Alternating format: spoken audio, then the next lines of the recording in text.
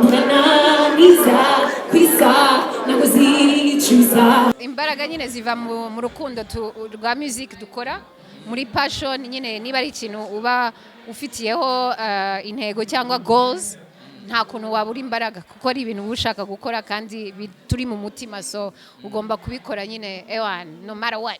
All of it. Are you ready to give me the energy? I'm trying to give you the energy. So give or take, yeah? Erega social media iri kugenda ihinduka cyane vuba kandi iriruka, so twese tuba turi kwiga kuko abantu turi aba musician ntabwo turi aba content creator, ariko ubu ngubu tugomba kuba content creator. Urumva kugenda ubyiga n'iki byose ni akazi kabisa, kandi turi kugerageza kubikora. Mera ko hari ikintu umuziki ushobora kugukoresha utari wategura. Shoboka pe, music is very powerful.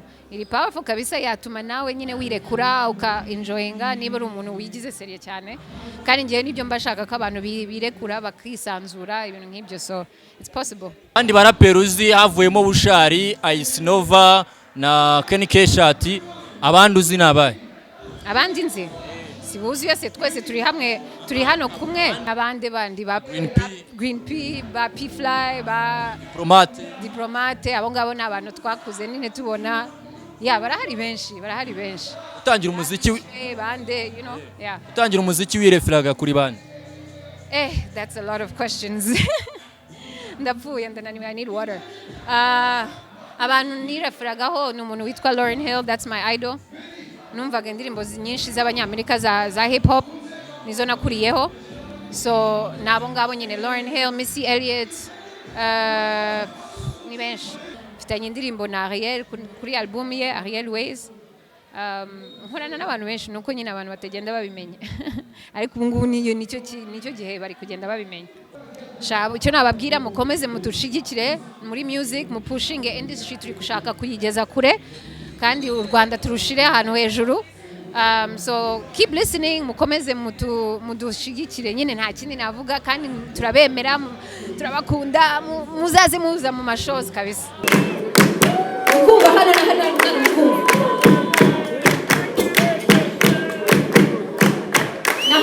I need everybody together. We are a unit, we are a team. Let's get it.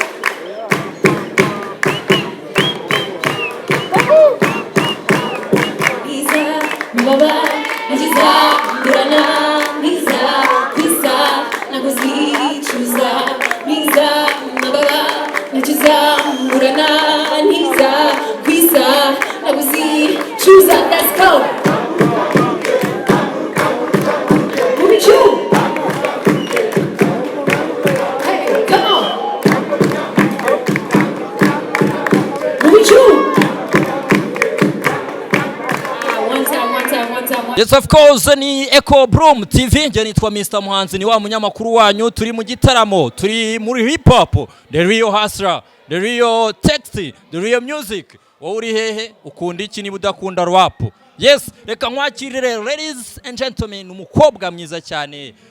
Taille française, the hip hop, the trapish, sinzi wowe kumwita, old school, ewan. Ikaze. Urakoze cyane wa. Meze neza. Meze fresh mwebwe. Mwebwe mumeze neza. Banzumbwirira abantu hari kuri Echo Broom ngo what's up guys? What I do people, murabizi nta wundi Angell Mutoni in the building. Wagwan. Muraperi kaze Angell Mutoni, ngenda ndatunguye biri sere kuko nibwo nkoze check up kuri YouTube. Sanga hari indirimbo ufite imaze imyaka 10. Yeah. Bango Brudog, J Pori, P Frataf genge yose ba Diplomate bose muri mu kigero kimwe mu bijyanye na music.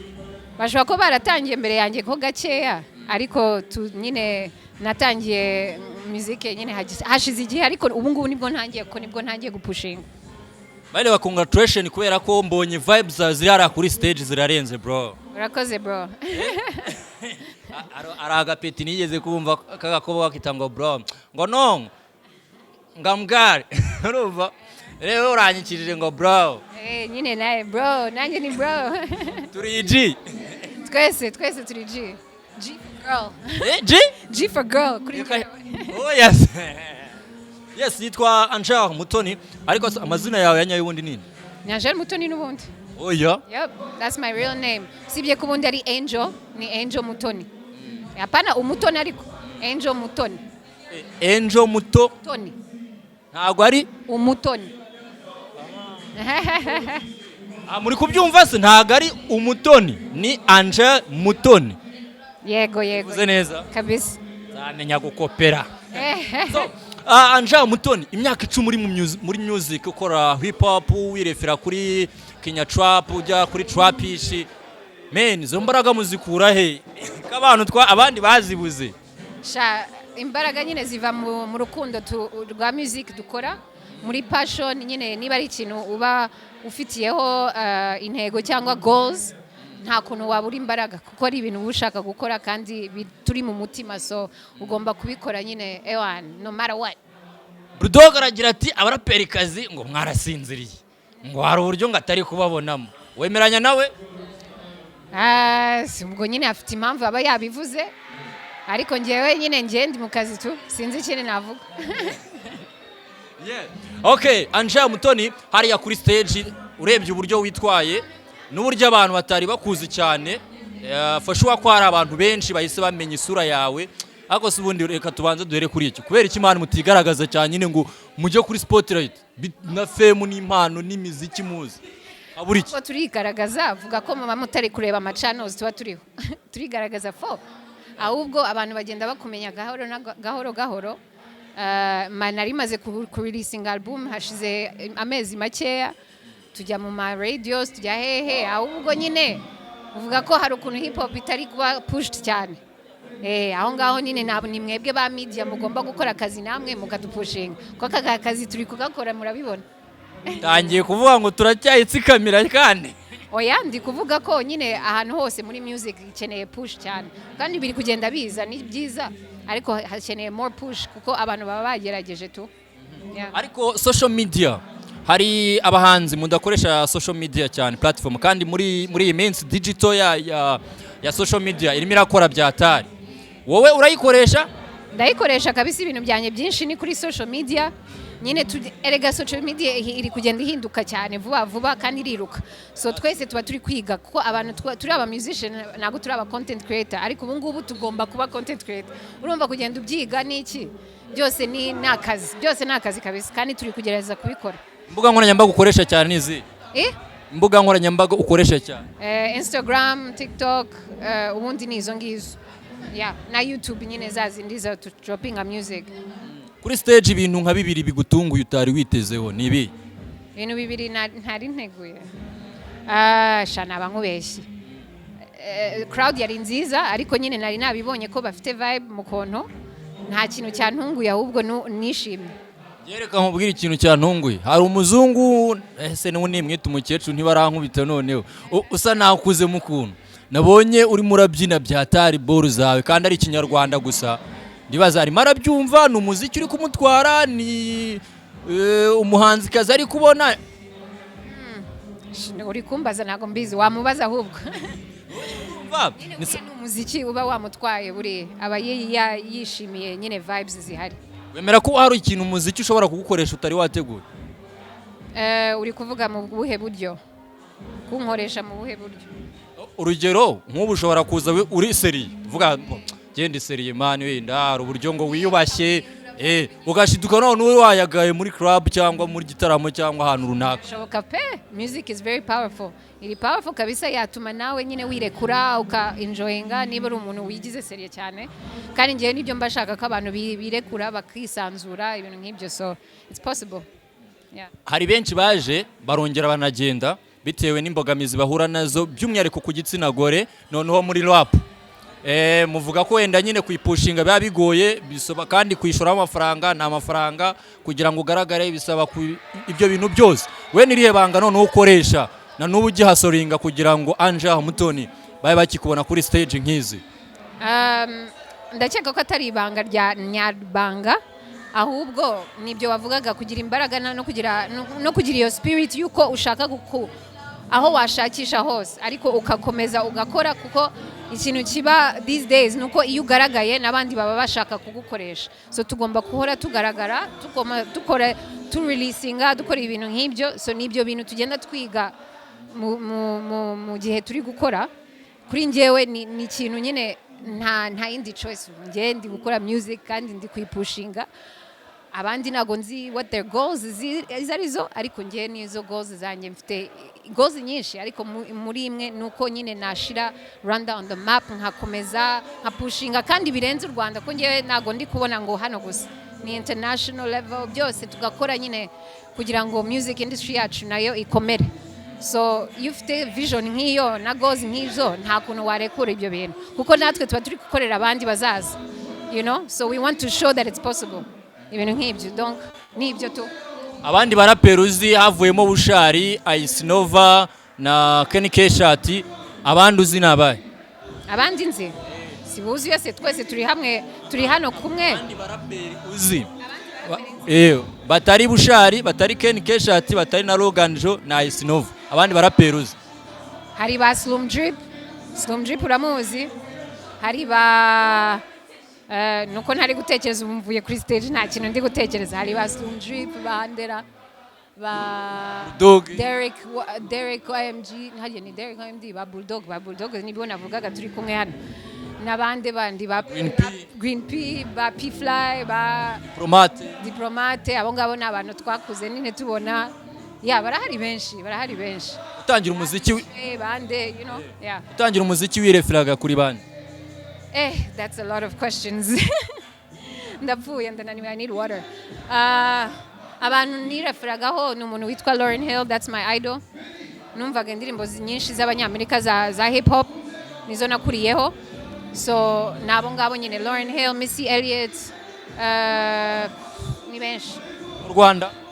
Mu Rwanda navuga ko nago navuga ngo nakuriye mbumva cyane, ariko nabonaga ibintu bakoraga nkavuga ngo that's dope. Abantu nka ba Pasi na bandera, ba Pasi nyine, abo ngabo ba Bulldog na bande Tough Gang nyine utwarababonaga, ariko nyine tutabazi cyane, tujya kubamenya nyuma kubera ko nibwo nageze muri hip hop. Ubu arabaraperikazi byanga bikunda badaheruka gusohora indirimbo, bisobanuye ko udaheruka kumva wenda mu matwi yawe, ushobora kuba gusubira inyuma ukajya wumva imiziki bakiraga hanze. Bibaye ngombwa ko hari arabugarura, wagarura nkande nande mu baraperi se? Aperikazi mu baraperi Pasi ariko arakora nuko tutamwumva cyane. Young Grace nawe njya mbona releasinga gahoro. Sinibandi ko twagize abaririmbyi cyane kurusha abaraperikazi. So sinzi, nago nzi abandi navuga. Angell Mutoni, ku bantu bagukurikira kuri YouTube, ufite indirimbo nyinshi cyane pe, ariko nagerageje ncekinga nyinshi nsanga nta ndirimbo ufitanye n'abaririmbyi batandukanye usibye abaraperi. Nanone wibanda muri trap? Wapi, nago nkora trap gusa, ahubwo nago wazumvishe neza. Indirimbo zanjye ziratandukanye cyane, hari indirimbo ziri nanjye ndaririmba, hari abaririmbyi nabo, nk'indirimbo nakoze uyu munsi yitwa Ahuriye, iri kuri album nayikoranye n'umukobwa witwa Kuri. Mfitanye indirimbo na Ariel kuri album ye Ariel Ways. Nkorana n'abantu benshi, nuko nyine abantu batagenda babimenya. Ariko ubu ngubu nicyo gihe bari kugenda babimenya. Okay, none twinjire kuri kariya yawe, umbwira uti ikigezweho ni iki muri aka kanya? Ikigezweho nuko na releasinze album yitwa The Delivery, album ya hip hop ariko irimo no kuririmba n'iki. Yasohotse ubu ngubu turi kuyipushinga, turi gukora amashows menshi kugira ngo tugere ahantu hatandukanye, amavideo, ibintu nk'ibyo. Indirimbo yose kuri album izaba yifitiye video, ubu tugeze nko ku ya 5. So turi kupushinga basically yarasohotse. Album yarasohotse, ahubwo abantu bagende bayirebe bayumve, muzahita mubibona byose on my socials hose, wabona ibintu byanjye. So ngira ngo nagushimira, niba nta kintu usigaye wabwira abafana. Icyo nababwira, mukomeze mutushigikire muri music, mupushinge industry, turi gushaka kuyigeza kure kandi u Rwanda turushire ahantu hejuru. So keep listening, mukomeze mudushigikire nyine, nta kindi navuga, kandi turabemera, turabakunda, muzaze muza mu mashows kabisa. Bibutse social platform zawe zose na digital platform kiraho ibihangano. Social platform angellmutoni.rw, hose ni Angell Mutoni, hose @Angell Mutoni. Urakoze cyane. Urakoze namwe. Avokoko, uyu artist ari we the queen of hip hop in Rwanda. Ladies and gentlemen, make some noise for Angell Mutoni!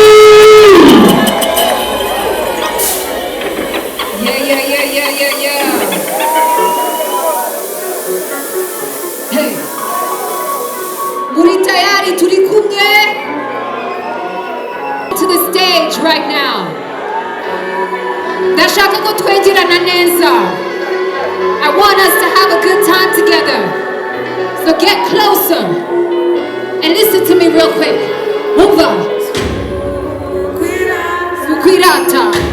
One time, let's hit it, DJ. Let's go. This is how I step in life. I don't know about you guys, but yeah, bounce. All right. Yengi yeriko mbere ko tuyiririmba. Ndashaka ko mumfasha.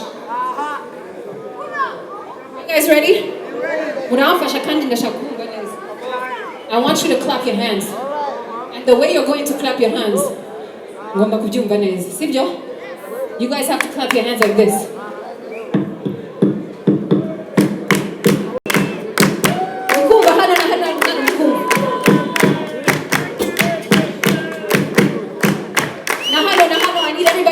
We are a unit, we are a team, let's get it.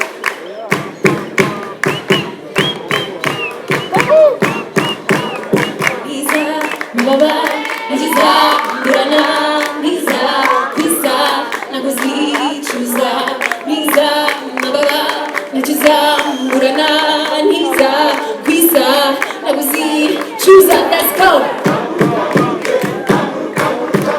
Movie Chu.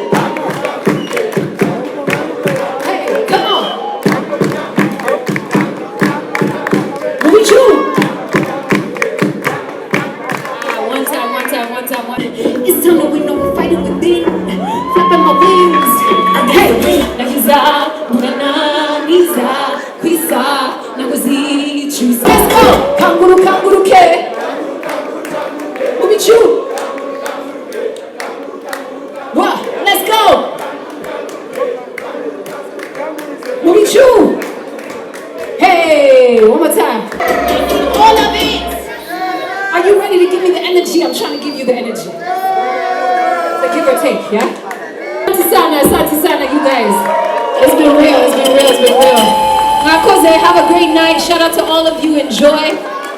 Let's get it, Mike Tribe, one time.